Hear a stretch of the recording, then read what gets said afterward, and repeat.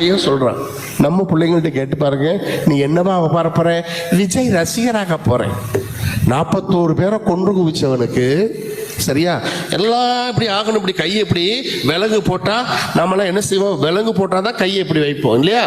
இந்த தலைவர் கையை இப்படி போட்டுக்கிறாரு, நான் ஏற்கனவே விலங்கு போட்டிருக்கேன் என்று காட்டுகின்ற அவர் பின்னால் செல்லுகின்ற கூட்டம் அதிகமாக கொண்டிருக்கிறது. நான் விஜய்க்கு எதிரி இல்லை, ஆனால் சினிமா நடிகர்கள் மீது நம்முடைய இளைஞர்கள் குழந்தைகள் எல்லாம் ஏன் போய் கொண்டிருக்கிறார்கள்? கேள்விகளை கேட்க வேண்டும். பாரம்பரியம் என்பது இன்றோடு நேற்றோடு முடிவது அல்ல. அது ரிலே ரேஸ் மாதிரி, அது தொடர்ந்து கொண்டே. நானும் ஆஸ்ட்ரோபிசிக்ஸ் எடுத்து படிக்கிறேன் என்று குட்டி பையன் சொல்றான். 41 பேரை கொண்டு குபிச்சிட்டார் அப்படின்னு சொன்னீங்க.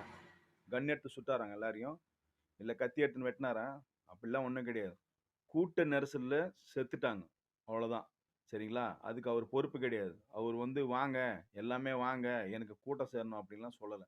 அப்புறம் ஒன்று சொன்னீங்க, சினிமாக்காரங்க பின்னால் போகிறாங்கன்ட்டு. நான் ஒன்று சொல்கிறேன் சார், என்னதான் நம்ம பொண்டாட்டி இருந்தாலும் ஓரளவுக்கு தான் அடி தாங்குவான், அப்புறமா கம்முன்னு விட்டு போயிடுவா. அப்படிதான் இருக்கிற அரசியல்வாதிகள்லாம் இல்லைங்க ஒழுங்காக இருந்தாங்கன்னா நம்ம இன்னொரு ஆளை தேடி போய் வேண்டிய அவசியம் கிடையாது.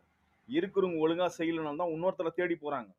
சரிங்களா? அப்புறம் சினிமா கூட்டம்னு சொல்கிறீங்கள, கிட்டத்தட்ட ஒரு 50 வருஷமாவே சினிமா கூட்டத்துக்கு பின்னால்தான் தமிழ்நாடே போயினுக்குது. அது உங்களுக்கு தெரியுமா?